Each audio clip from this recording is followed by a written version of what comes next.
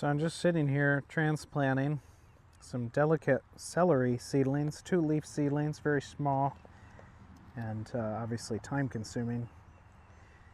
But it got me thinking about how grateful I am to be able to do this and have the time and the freedom to spend most of my day outdoors and in the garden and with my family, especially having a young daughter that's just over a year old, and how precious this time is, and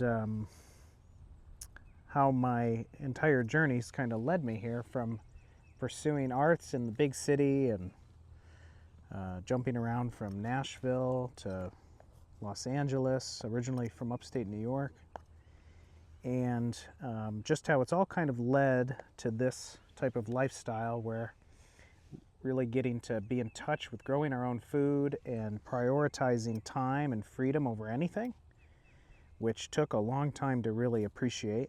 Obviously, I think now I'm in my 30s and maybe understand it a little bit better, and I think that's a natural progression of life, to have that explorational time in your 20s where you're, getting to see the world and explore and see what you're into and what you're passionate about.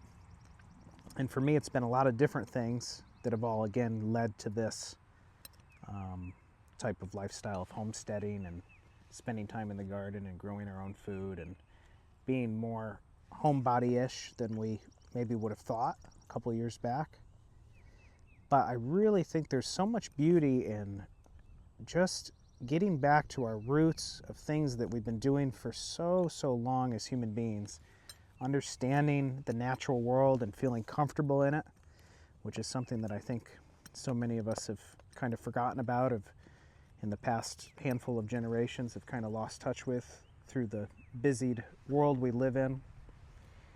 But just spending some time practicing these methods, exploring what it's like to grow some of your favorite vegetables or foods, or even have some of the animals on your property or homestead where you love that type of food source or meat source or eggs from chickens and whatnot, and just the type of appreciation and understanding that comes from doing it yourself versus just buying that food at a grocery store. I think it's a really powerful thing, and it kind of is just like a drug a little bit. You get a little more excited about it each day and get a little more appreciation and understanding for how the whole thing works and how dependent we are on not only the government, but factory farms and industrial farms for our food sources and whatnot. And then knowing that on top of that, all of that food that we're buying at the grocery stores traveled so long to get to us and is missing so many of the nutrients and the health benefits and the just overall nutrition that our food should have, our vegetables should have. And obviously most of the stuff you buy at the grocery store anyway is so laden with chemicals and additives and other ingredients that really are doing nothing but harm for us. And I think it's taken a generation or two to realize that we're headed in the wrong direction with all of that. And now I think that's why a lot more of the younger folks are starting to kind of jump in head first to this type of homesteading lifestyle, which I think is great. But I encourage you that if you feel as though you don't have the time to be doing this stuff, I'd encourage you to just start small and explore small ways of planting just a few things. Or you may say, I don't have a green thumb, I don't know how I could do what you're doing or what others are doing. But really, it's all just something that comes with time and practice. And a lot of failures, just like anything else. So many failures with gardening, and I think it's honestly one of the most beautiful ways of understanding mistakes and failures is just when you're up against Mother Nature, and obviously through my regenerative practices and permaculture and our no-dig method here that we take part in, we do our best to work with nature and alleviate some of that stuff. But there's definitely still so many failures that we go through and lessons that are to be learned in the garden. And I think it's a wonderful, wonderful place to do it. And to have your hands in the dirt and receiving all the benefits from that, but also just you know, getting that time outdoors with all the fresh air and all the benefits that that brings. So again, I'm so grateful to be able to do this, and I encourage you to just start somewhere if you can. I think you'll find so much benefit to just getting to go pick some of your own food and reclaim some of the control and knowledge that we all once had regarding growing our own food, and having that community sufficiency, not just the self-sufficiency, but also kind of that trading system with your neighbors and other folks in your community who have resources that maybe you don't, like cow's milk or eggs if you don't have your own chickens, things like that. But anyway, I just wanted to get on here and kind of express that to you guys. And, you know, it's taken going from being a musician to an actor to a business owner, all kind of leading to here. And I do have to, you know, give gratitude towards my businesses, which have allowed me the freedom and the financial freedom to kind of do this. But so many ways to do and live this type of lifestyle without the biggest budget or the fanciest budget, endless capital. It really just comes down to what your priority is. And if your priority is freedom from, you know, working a 9 to 5 and having the time to be able to do some of this stuff, it really just comes down to what can you part ways with to allow yourself that freedom and time. Because I think so many of us have gotten stuck in the loop of working for the benefit of something, but we don't realize that really time is the real thing that we're chasing, and freedom.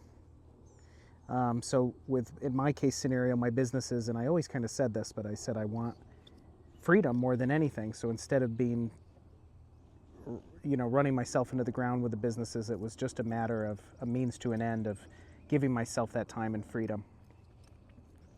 And it's still something I think about with any future endeavors. Obviously, you know, there's things we all like to have as far as what money can buy. But at the end of the day, and I've said this many times to my wife, if I could have the three of them and time in the garden, it really doesn't matter where we are or how we live. It would still be a blessing and a privilege to have all of that. So just things to be thinking about as far as what it takes to do and have this type of freedom and work and live this type of life of homesteading and growing your own food. And it's really not something that takes a luxury budget. It just is all about getting that freedom and time in your life. So anyway, I encourage you to just explore different options for how to get started or continue going if you're doing it but in a slump. Give you the confidence to keep going. We're all in those places.